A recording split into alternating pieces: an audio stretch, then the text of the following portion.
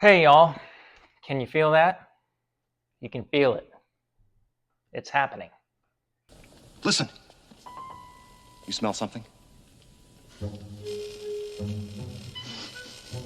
Right now, it feels like the world is collectively spiraling towards something bad. And it's not just the headlines, it's all the headlines. It's the memes, the jokes, the TikToks, the group texts, World War III, civil unrest, collapse narratives. The more we think about these things, the more they seem inevitable. And here's the punchline. They become inevitable because what we think about en masse has the power to shape the reality we live in. If you've seen my previous episodes on quantum physics, the double slit experiments, or how thoughts shape reality, you already know that observation collapses possibility. And when 8 billion minds observe the same fear, the probability of that outcome explodes. That's the danger of hitting critical mass and why we need to talk about it right now. So are we stuck in a collective doom loop, one driven by media saturation and a global consciousness that's running scared? And if so, can we break it? Can we together drive the field in a different direction? Not through ignorance, but through intentional focus. That's what this episode is about, because if we don't choose what we manifest, the fear will do it for us.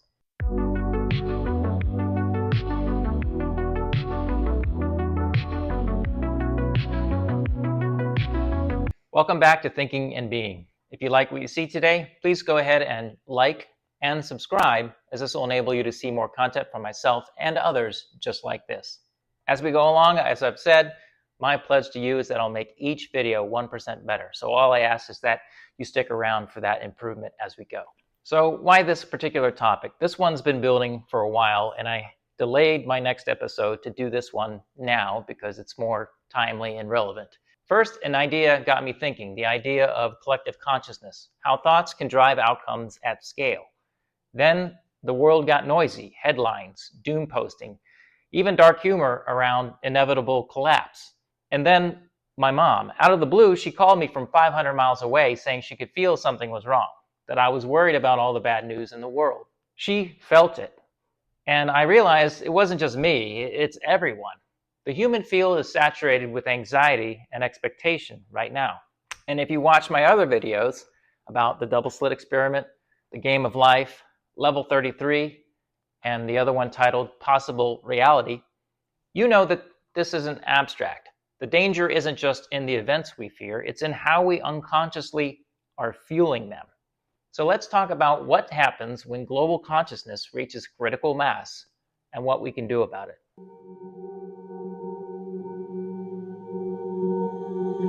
So first, let's talk about how our thoughts are being influenced on a daily basis. So the problem with thought fields, thoughts aren't harmless. At scale, they generate fields of probability. And when enough people think about something, consciously or not, it begins to tilt reality in that direction. This isn't new age fluff, it's systems dynamics and what we've learned from quantum physics. In my episode on the double slit experiment, we saw that observation collapses possibility. Multiply that by millions or billions of minds, and you get a collective collapse toward whatever we're most focused on. Right now, we're focused on fear, war, catastrophe. The critical mass of consciousness is pushing us, unintentionally, toward the very outcome that we dread. Go ahead, Ray. You worthless piece of slime! You ignorant, disgusting blob! You're nothing but an unstable short-chain molecule! And then there's the role of media, which is a global consciousness amplifier. What we see in media has a lot of power. In tribal times, consciousness was local. Fear and hope were shared in small groups. Now, media has globalized the human thought field. News, social feeds, and entertainment, all of it pushes certain narratives into mass attention, far beyond what any one person could filter. The brain evolved for small group dynamics, 150 people max. This is known as Dunbar's number. But now you're absorbing the worries of billions. This is how media creates resonance, not just by reporting the news, but becoming a part of the collapse loop. The more we consume catastrophic content, the more likely we are to collapse that reality into being. You foul, obnoxious mob! have a weak electrochemical bond. I have seen some disgusting crud in my time, but you take the cake. And then the joke that becomes reality. There's a strange thing happening right now online. Jokes about World War III, which a lot of them are quite funny.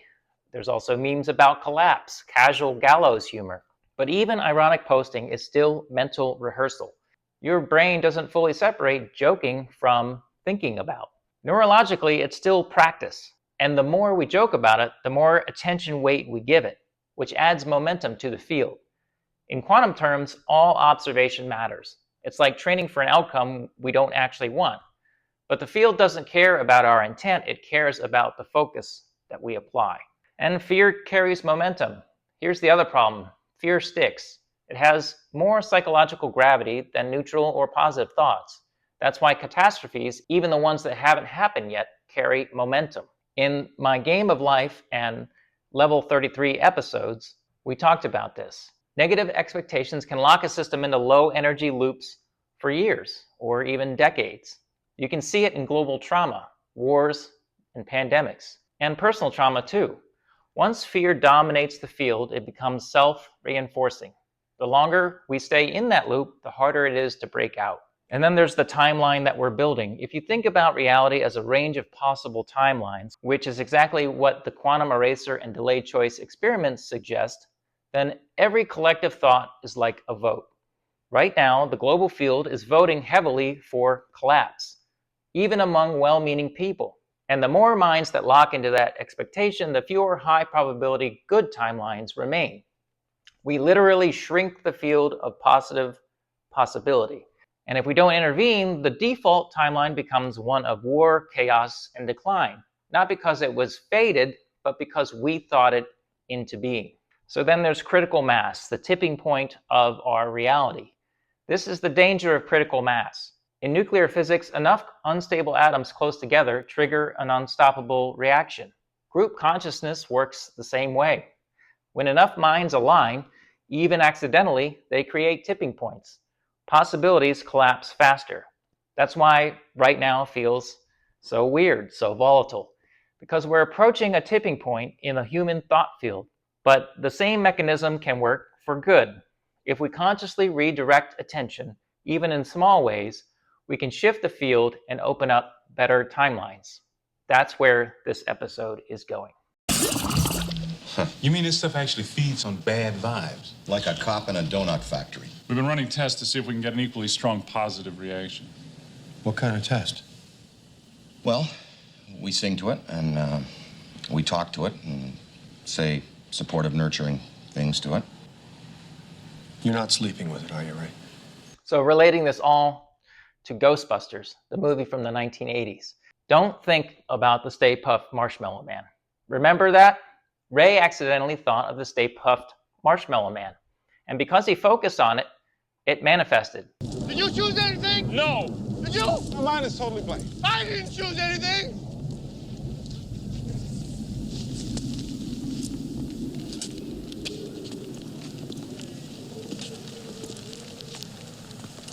I couldn't help it. It just popped in there. What? What just popped in there? And that's exactly how critical mass works today. If enough minds keep rehearsing fear, thinking of the Stay Puft Marshmallow Man, we shouldn't be surprised when giant problems show up. And unlike Ray, most of us aren't thinking about just one monster. We're cycling through dozens daily. The takeaway, what occupies your mind occupies reality. So be mindful of your Stay Puft moments. And on the topic of thinking better thoughts, one of the easiest ways to do that is by listening to music. And one of the ways I like to do it, which is why I want to promote DOS wireless Bluetooth speakers. And I'm not getting paid for this promo, but I figure it's good karma. It might be a product that you really like, and it's great practice for when this channel gets monetized, which of course is going to happen. This product features loud bass boost for a small speaker, which I absolutely love. The sound is really high quality. It also has sound-activated LED lights, which really sets the mood. They also pair quickly with other speakers, so you can buy 3 or 4 of these, and then all of a sudden you have whole house surround sound. And they also last about 6 or 8 hours between charges at even high volumes. So I really recommend this product, so I'm going to leave a link to this product, and you can have these by tomorrow off Amazon, but feel free to go check these out. Back to the video.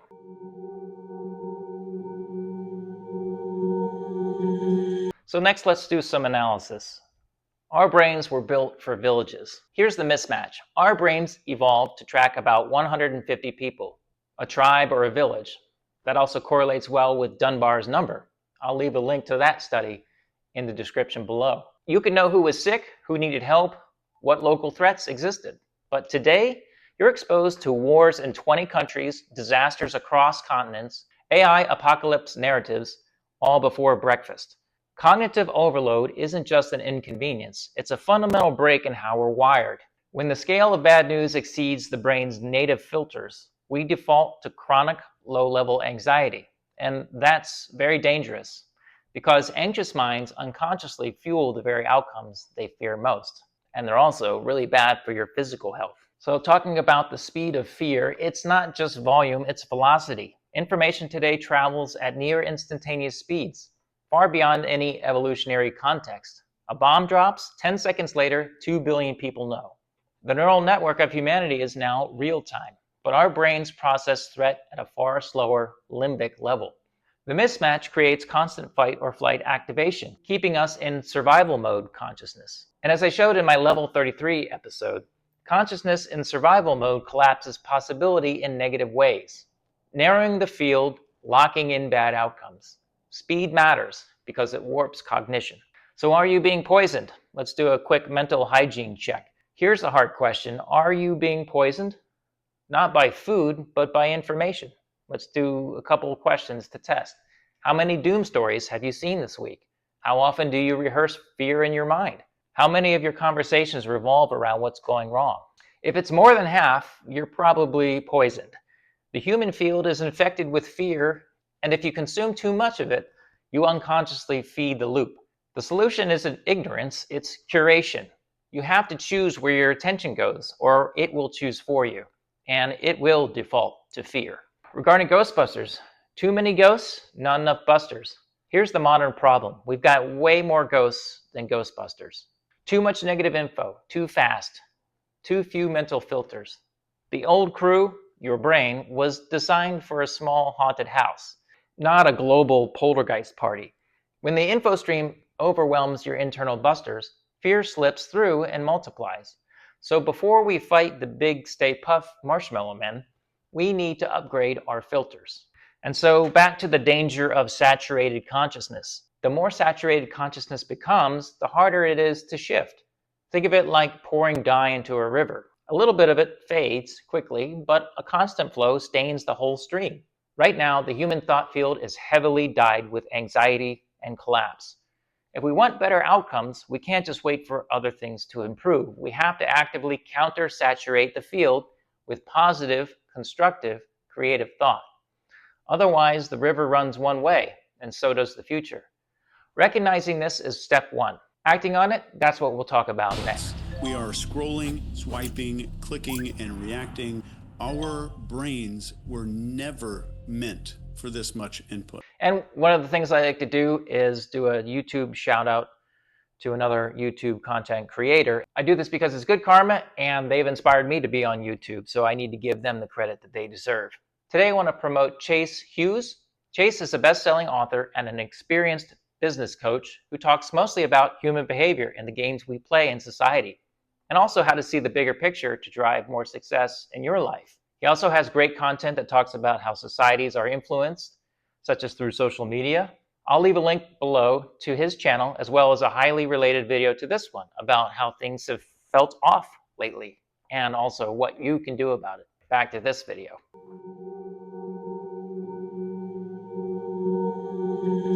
Now let's talk about some tips to get over this critical mass of negative consciousness. So the good news is the system works both ways. Here's the key insight. The same human field that collapses bad outcomes can amplify good ones. Consciousness is a neutral amplifier. What we put in, we get out at scale. And this isn't just quantum theory, it's systems thinking. The thought field is a feedback loop. If millions of people shift from doom to creation, from fear to intention, the system starts self-correcting. You saw this in one of my previous episodes. Your attention sculpts probability. And also in my Game of Life episode, what game are you playing? Now, at critical mass, we need to play the right game, or we'll get the wrong ending. So how to focus without ignorance. You can pretend the world is fine, but you also can't wallow in collapse. The trick? Dual attention. Stay aware, but don't rehearse doom. Read the news once, and then spend 10 times more time thinking about what you want to create. If you consume bad stories for an hour, spend an hour building something good, a new idea, a connection, a creative project. Even visualizing peace helps. The brain and the field weight what you dwell on, so make sure you're not feeding the loop by default. Group focus works. It sounds mystical, but there's good evidence. Synchronized group focus amplifies effects. Meditation groups have reduced crime rates. Prayer groups have shifted major outcomes. Why? Because focused, coherent energy resonates stronger than scattered worry. This is also physics, constructive interference. When enough minds vibrate on peace or creation at once, they build amplitude. The critical mass then shifts. Whether you call it prayer, intention, meditation, hope, the mechanism is the same. Focused observation collapses possibility, but this time towards good. And even small groups can tip the field. Here's the hopeful part. You don't need 8 billion minds to shift the system. Small, high coherence groups can start the turn. In systems thinking, this is called a leverage point or an intervention point. A small, well-placed input can change the whole system with greater output. A few percent of humanity focusing on peace, dignity, creativity can ripple through the field. The key is consistency. Regular focus beats occasional bursts. So if you want to help, gather a small group, set an intention, practice it. This is how we counter-saturate the stream. And what to focus on? Don't focus on generic good vibes. Be specific. The universe responds to specificity. Focus on peaceful resolution of conflict, human connection and dignity, creative flourishing, resilience and regeneration. Why? Because the field needs direction, not just positivity. Focused thoughts act like seeds in the system. You want to plant what you want to grow, not vague abstractions. So your thoughts equal observations equal collapses. Pick what matters. Aim your consciousness with care. And this is how we win. If critical mass locks in fear, we get collapse. If enough minds lock in creation or goodness, we get renaissance. It really is that simple. The only question is, what are you rehearsing? What are you adding to the field? It's not about being a monk or a saint. It's about tipping your own balance. 51% creation beats 49% fear. And if enough of us do that, even a few percent, we can shift the field. That's how we win. Not through force, but through attention. Focused, chosen, intentional attention. Because in this system, what you think about becomes. See you on the other side, Ray. Nice working with you, Dr. Venkman.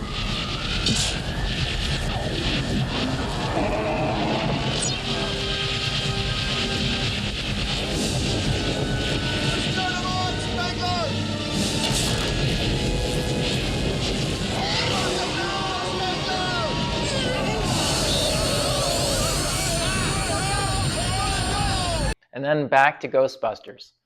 You need your crew. Could one Ghostbuster handle it?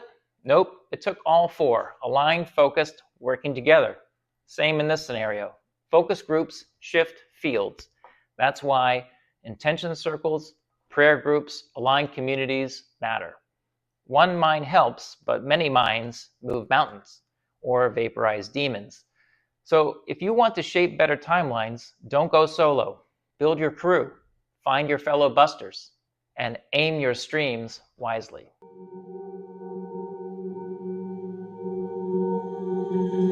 Thanks for watching today. My 3 key takeaways are: you feed your future with your focus. Choose what you're feeding. Small groups can shift big systems. Don't underestimate your circle. And then think better before the field locks in. Time matters, and so does your thought. If you like what you saw today, please like and subscribe, as it will keep this content coming your way. and it's my goal to make this content entertaining and funny, enlightening and educational, as well as a bit nostalgic.